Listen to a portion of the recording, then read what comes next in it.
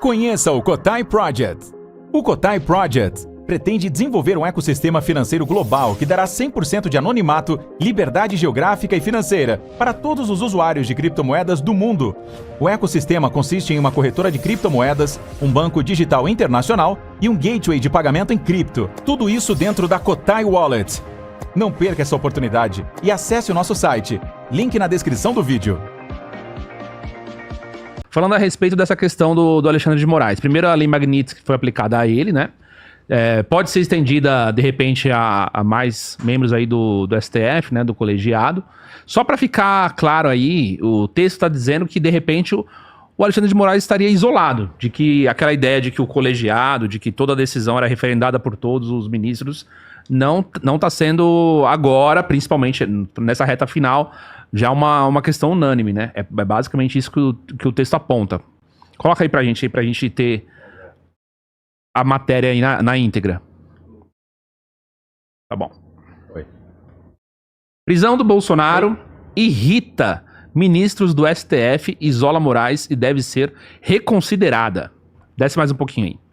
Então, a ordem de prisão domiciliar do ex-presidente Jair Bolsonaro gerou forte desconforto entre ministros do Supremo Tribunal Federal, provocando o isolamento do relator do caso, ministro Alexandre de Moraes, e abrindo caminho para uma possível revisão da medida. Segundo a apuração, a maioria dos magistrados considera a decisão como exagerada, desnecessária e juridicamente insustentável, o que teria acendido um sinal de alerta dentro da corte.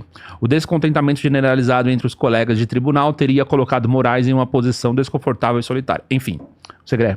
Tomara, porque isso provocaria dois problemas, na minha opinião. O primeiro, isolar o Moraes pode ser um bom sintoma para, por exemplo, aplicação ou para frear outra aplicação de lei Magnitsky. Eu acho que a esposa do Moraes vai estar também dentro da lei em breve, porque tenta te asfixiar da mesma maneira que faz o Moraes. A esposa que tem negócio, né? Tem um escritório. Tem um escritório. Uhum. Por outro lado, daria um impulso muito forte para o Bolsonaro, dizendo a injustiça está sendo corrigida. Porque ninguém acredita. Eu não encontrei um advogado que diga a prisão é válida. Está certa. Está certa. Não encontrei. Hoje eu assisti o programa muito bom, que né, vocês fizeram. Pagano, me parece que chama. Muito bom. Muito bom. E ele explicava exatamente isso. Então, não tem um sustento jurídico para você fazer isso. Não, um acadêmico top, né? Sim, doutor em Direito Constitucional. Muito bom. Não tem. Então, quando você vê, o Moraes colocou essa determinação monocrática, os outros falam, cara, já tiraram visto de 8 ministros. Os 3 que ficaram, André Mendonça, Nunes Marques e Luiz Fux. Você acha que algum desses 3 vai falar, não, eu estou de acordo com essa questão que não tem sustento jurídico? Muitas vezes alguém, sobretudo da esquerda, te acompanha do cemitério, mas ele não entra, né? Deixa você entrar sozinho. Entendi. Eu acho que seria muito bom isso. E o melhor seria, manda para a primeira instância o processo de todo mundo, dá uma pacificada, e aí você começa a negociar um pouco melhor. Mas do jeito que está escalando um conflito que pode virar um conflito civil, porque você tem manifestações, bocinaços em Brasília. Não está fácil a situação. A mesa da Câmara, tanto dos deputados quanto do Senado, está ocupada pela oposição. Sim. É uma situação institucionalmente muito complexa. Agora a gente também chega nessa situação, né? Porque fica muito o foco em cima do Alexandre de Moraes. Mas e o Senado? E a omissão do Senado? Né? Porque poder não deixa vácuo. Então a situação vai escalando, e o Senado foi assistindo isso, não é de agora, hein? O Senado foi assistindo isso durante anos. Pelo menos esse ativismo e tal começou em 2014, 2015, talvez, ou até antes, né? Mas começou a ficar mais evidente. E o Senado foi deixando. E os próprios pares também, né? O próprio, a tal de autocontenção do Supremo poderia falar, opa, peraí, a gente tem matéria aqui que não é nossa, a gente está passando do ponto, né? E aí é o que o Segré bem descreveu, a gente chegou numa situação agora que você nem consegue mais prever os resultados, porque você tem uma insatisfação da sociedade civil, né? Você tem agora... Você viu o que aconteceu hoje no Congresso? O pessoal lá sentou na mesa, né? Não é que era obstruindo a pauta, era obstruindo a passagem mesmo, assim, para a sessão não começar, esse tipo de coisa. Então, uma briga política, uma briga dentro do judiciário, e aí, para piorar, não é que a gente está numa situação econômica super confortável, não, a gente tem uma porrada de questões econômicas a ser resolvidas, e ainda a gente está sendo taxado em 50%. Então, olha a situação que a gente está. Mas ninguém fala sobre isso. Outro dia apareceu a taxa de desemprego. Cara, lembrei tanto dos nossos comentários lá. Taxa de desemprego mentirosa pra caralho. 7%. Não, 5,8 agora. Aí tipo, não, 5,8. Seria quase pleno emprego. Quando você tá com 4%, já tá... E Não, tem cidades, tem lugares que... Só gente assim... Não, é que o problema é que você tem uma questão... Tá sobrando emprego no Brasil. Não é que o dado é manipulado, nada disso. O problema é que você tem uma questão metodológica que é falha, né? Assim, no meu ver, ela é falha. Porque você considera desempregado aquela pessoa que não trabalha e está procurando emprego. Agora, se você não trabalha por sua opção, você não é desempregado. Então, você tem Bolsa Família e resolveu não trabalhar. Você é dona de casa, você é herdeiro, sei lá o quê, estudante, né? Então, você não é considerado desempregado. Aí, para piorar, Júnior, o empregado... Lembra que a gente ia falar disso? Lembro. 1 hora por semana, se você trabalhar 1 hora por semana, sem ser um trabalho remunerado, você é considerado empregado. Então, é claro que esse número, né? Você tem aí uma... Mas você tem isso. O IOF, o resultado fiscal, 44 bilhões. Cara, lembrava tanto quando com o Alan falou, já saiu o resultado fiscal, já saiu o resultado fiscal. 44 bilhões de déficit teve este ano, agora esse mês de junho. E você vê que ninguém fala disso, porque agora o foco é este. Ninguém fala. Ninguém fala. Acabou, tá parado o país, cara. Tá parado. Tá parado, né? Parado. Ó, mas assim, tá tendo hoje, né? Teve domingo a manifestação. Ontem teve a prisão do Bolsonaro. E hoje tá tendo manifestações no Brasil já. Inclusive aqui na Paulista tá tendo esse buzinaço que a gente tá ouvindo aí. Esse buzinaço aí de pessoas pedindo o impeachment do Alexandre de Moraes. O quanto isso é possível? Cara, eu não sei. Aí podem acontecer duas coisas.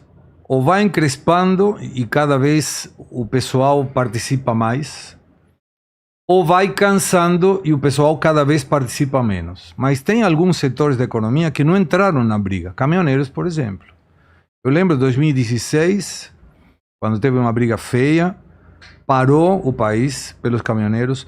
Quando foi o resultado da eleição, o Bolsonaro pediu para liberarem os caminhões das estradas, porque tinha muito caminhão parado nas estradas.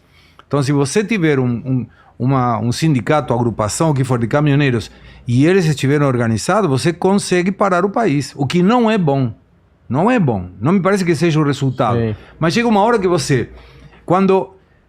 E outro dia falava um amigo... Quando você tem um animal e você encurrala ele, é mais perigoso ainda que se você desse a possibilidade dele sair e escapar.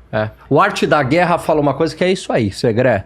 Você tem que dar uma saída honrosa sempre. Numa guerra, numa disputa, você nunca pode humilhar. Você sempre tem que dar uma saída honrosa.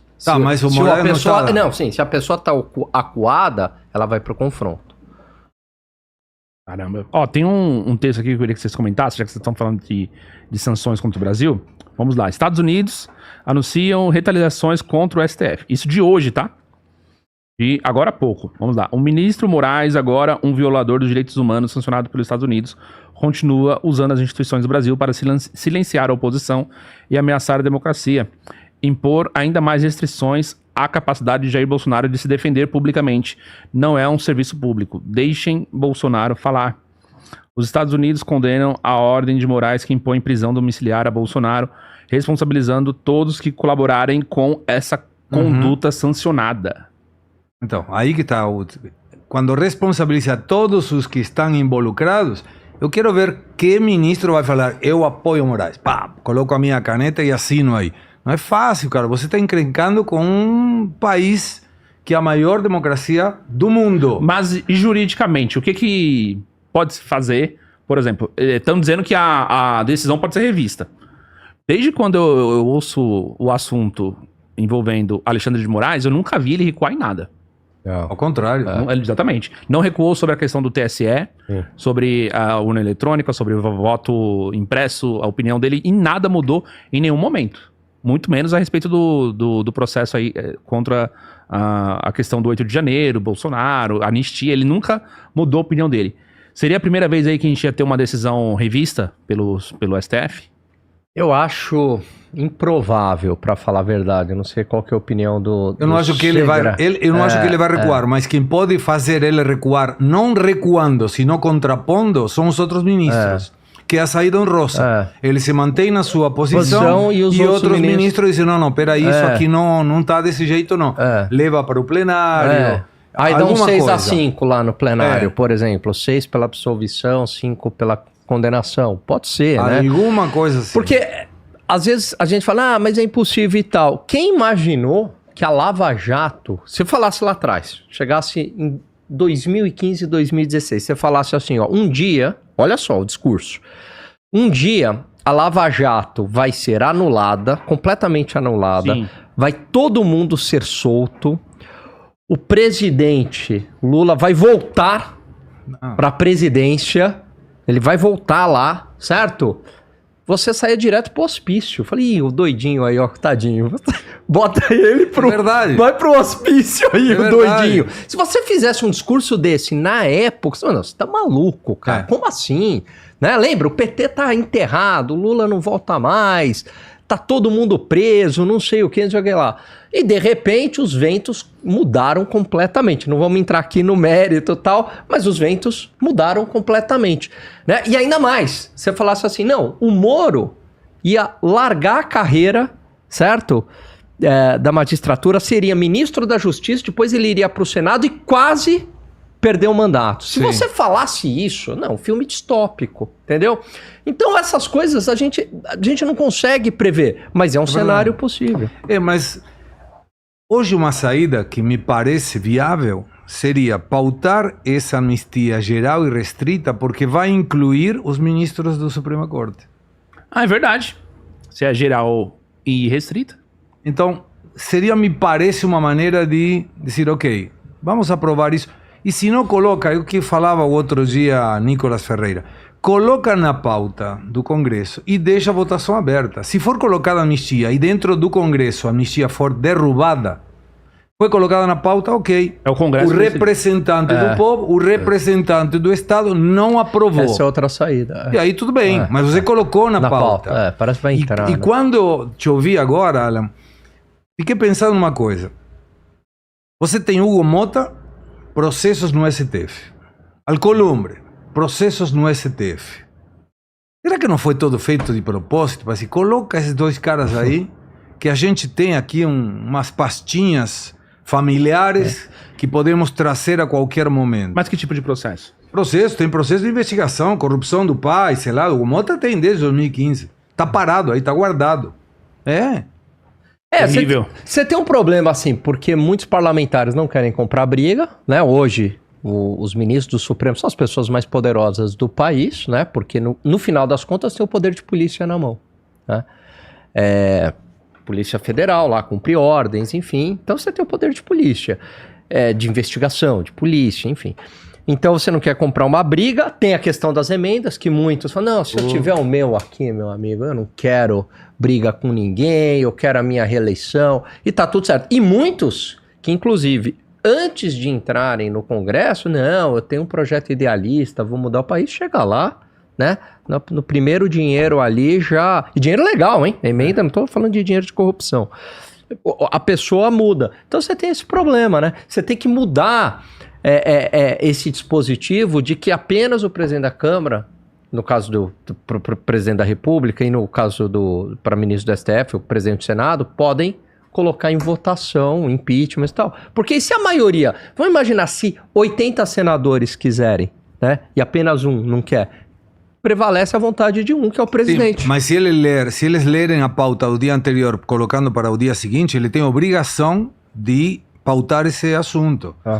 E aí você tem agora... E o problema é que falta muito ainda. Mesmo que pareça que está aqui do lado, falta muito para as eleições de 2026.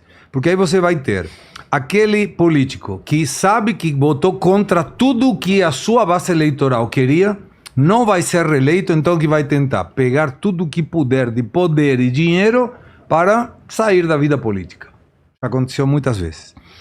A outra qual é? Tentar colocar pessoas novas da política, sobretudo no Senado, mudam 54 senadores, é muita coisa, que não tenham o rabo preso para que, se preciso for, pautar alguma coisa contra os ministros do Supremo Tribunal Federal, possam fazer isso. E cuidado, pautar um impeachment não necessariamente quer dizer que o impeachment vai fluir, mas tem que ser pautado. Sim. Mas hoje é inviável, Não porque tem. depende de uma pessoa. Aqui tem algumas informações.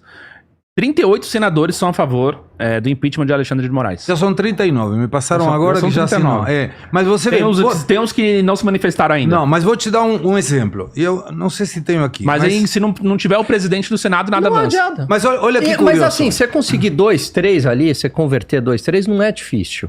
Entendeu? Ali no corpo a corpo, você consegue. Mas vamos supor que você tem 80. Um não quer, acabou. Sim, Ele mas- não pauta. Mas quando você tem, Alan, 27, já permitiria colocar na pauta, se o presidente quer. Quando Então, você se o tem presidente 41, já é maioria.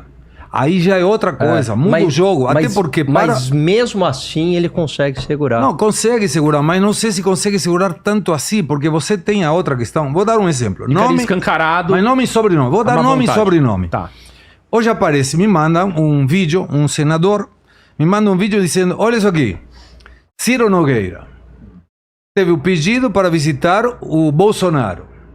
Ele foi visitar o Bolsonaro e fez um vídeo do carro dizendo, foi visitar o Bolsonaro, tá. Ciro Nogueira, ministro, chefe da Casa Civil do governo Bolsonaro, não assinou. Ciro Nogueira não assinou. Então você fala, peraí, como um cara que era chefe da Casa Civil de Bolsonaro, o cara não assina para pedir o impeachment do ministro Alexandre de Moraes? Não, ele foi, não, tive autorização judicial e estou indo visitar o meu amigo Bolsonaro. Pô, O que será que ele tem medo? eu não sei, é que a maioria tem um monte de pastinhas lá no STF. O sistema é ruim, porque quem aprova o ministro é o Senado e quem julga o Senado é o ministro. O sistema Caraca, velho. É verdade. Então como você sai dessa? Eu tenho, Tem que colocar eu gente tenho um nova. amigo meu que ele fala uma coisa, isso nos Estados Unidos, hein? Que você fala assim, essa burocracia invisível não eleita lá, FBI, CIA, né? Próprio Ministério Público e tal, eles têm dossiê de todo mundo. Então, na primeira que você sai um pouco da linha, aqui ó, tem um dossiê, tem uma investigação, então você tem que ser assim, ter uma conduta impecável para Mas tá você certo. conseguir avançar.